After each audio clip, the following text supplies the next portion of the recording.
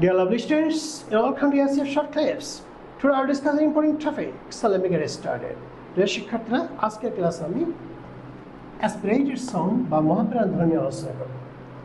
Aspirated sound হলো সেই sound যে সাউন্ড উচ্চারণ করার পরে মুখের ভিতর থেকে হালকা বাতাস বের হয়, সেই সাউন্ডগুলোকে আমরা অ্যাসপিরেটেড সাউন্ড বলি। অ্যাসপিরেটেড সাউন্ড আমাদের জানা খুবই প্রয়োজন, কারণ আমরা যখন স্ট্যান্ডার্ড ওয়েতে কথা বলবো অথবা নেটিভ স্পিকারদের মতো ক্লিয়ারলি এবং ন্যাচারালি কথা বলবো, সেক্ষেত্রে আমাদের এই সাউন্ডটি জানতে হবে বা সাউন্ডটি ব্যবহার করতে হবে। তো ইংলিশে অ্যাসপিরেটেড সাউন্ড হলো তিনটি, যেমন হ, ঠ, খ। মনে রাখবে, আমরা পিকে যখন অ্যাসপিরেট করবো তখন আমরা টিকে যখন অ্যাসপিরেট করবো, কে যখন আমরা অ্যাসপিরেট করবো, অর্থাৎ দেখবে প্রত্যেকটা সাউন্ডের পরে হালকা এইচের উচ্চারণ, এই সাউন্ডে আসে। এই জন্য আমি এইচ দিয়ে সাউন্ডে আরও ক্লিয়ার করে দিয়েছি।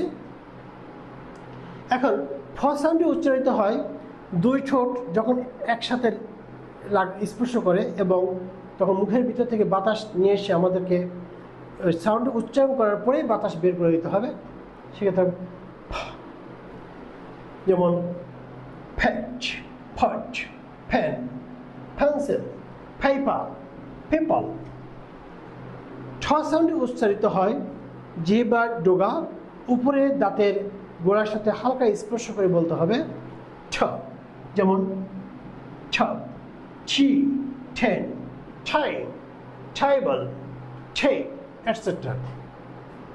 এরপরে খ এই সাউন্ডের উচ্চারণ হবে জিহ্বার পিছনের অংশ উপরে নরম তালুর সাথে স্পর্শ করে বলতে হবে, যেমন খ্যাচ, খ্যাপ, খাইচ, খিং, খুইন, খোয়াইন, এটসেট্রা।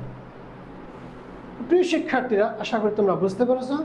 পরবর্তীতে আমি তোমাদের সাথে আলোচনা করব বা পরের ক্লাসে আলোচনা করব কখন আমরা এই পি, টি, কে এই সাউন্ডগুলোকে অ্যাসপিরেট করব। সে পর্যন্ত তোমরা ভালো থাকো।